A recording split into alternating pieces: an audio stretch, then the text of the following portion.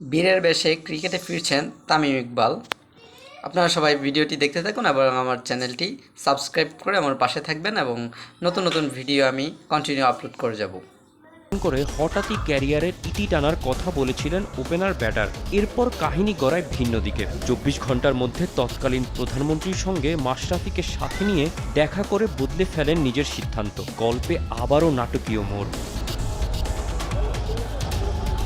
২০২৩ বিশ্বকাপের দল ঘোষণার আগের দিন বিসিবি সভাপতির বাসায় মাঝরাতে বৈঠক। তামিম ইকবালের ফিটনেস নিয়ে সংশয় আর হাতুড়ি সিংহে ও সাকিব আল হাসানের সিদ্ধান্ত নিয়ে গণমাধ্যমে গুঞ্জন। এমন পরিস্থিতির মধ্যে অভিজ্ঞ ব্যাটসম্যান তামিমকে বাদ দিয়েই ক্রিকেট বিশ্বকাপের চূড়ান্ত দল ঘোষণা করেছিল বাংলাদেশ ক্রিকেট বোর্ড। মিডিয়াতে যে জিনিসটা আসতেছে ইনজুরি অথবা ৫ ম্যাচ এই সেই, আমার কাছে মনে হয় না যে আমি ওয়ার্ল্ড কাপে না যাওয়ার পিছনে এটার কোনো বড় অবদান ছিল। সেই বিশ্বকাপে বাংলাদেশ দেশ ছাড়ার পরে সামাজিক যোগাযোগ মাধ্যমে তামিম ইকবাল এক ভিডিও বার্তায় কাঁদিয়েছিলেন তার লাখো কোটি ভক্তদের। বারবার মনে করিয়ে দিয়েছিলেন ফ্যানরা যেন তাকে ভুলে না যায়। তামিম ইকবাল খানকে কেউ ভোলেনি, ভুলতে পারেনি, তামিম নিজেও ভুলতে দেননি। এরপর তামিম জাতীয় দলে কবে ফিরছেন, কিভাবে ফিরছেন, কোন সিরিজ দিয়ে ফিরছেন সেই নিয়ে গুঞ্জন, আলোচনা, সমালোচনা চলছিল দিনের পর দিন, মাসের পর মাস। সেই তামিম ইকবাল এবার ফিরছেন ক্রিকেটে, তবে সেটা এবার সম্পূর্ণ নতুন রূপে। ক্রিকেটার বেশে নয়, বোর্ড কর্তা হয়ে ফিরছেন বাংলাদেশ ক্রিকেট বোর্ডে।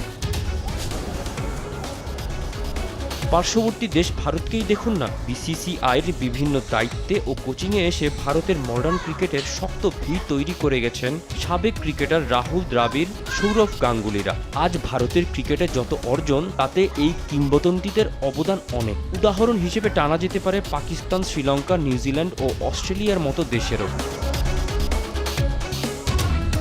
এমন একটা পরিবর্তন হবারই ছিল, খুব জরুরিও ছিল বটে। কেননা বাংলাদেশ ক্রিকেট বোর্ডকে গেল এক যুগ ধরে এমন সব বোর্ড কর্মকর্তারা শাসন করেছেন যারা তাদের পুরো জীবনে সরাসরি সম্পৃক্তই ছিলেন না ক্রিকেটের সঙ্গে। আর এই সংগঠকরা কলকাঠি নাড়তেন ক্রিকেটারদের ভবিষ্যতের।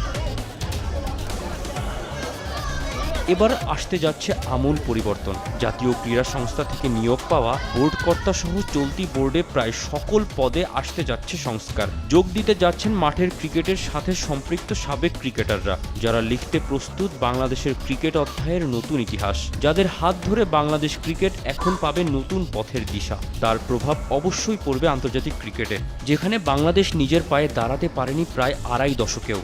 ঘরোয়া ক্রিকেটটা পর্যন্ত রেহাই পায়নি। গত এক যুগ ধরে এই বোর্ডের কর্তারা যেটাকে করে রেখেছিলেন খেলনা ঘরের মতো, নিজেদের মন সন্তুষ্টি করার লোক দেখানো কার্যক্রম চালিয়েছেন বছরের পর বছর।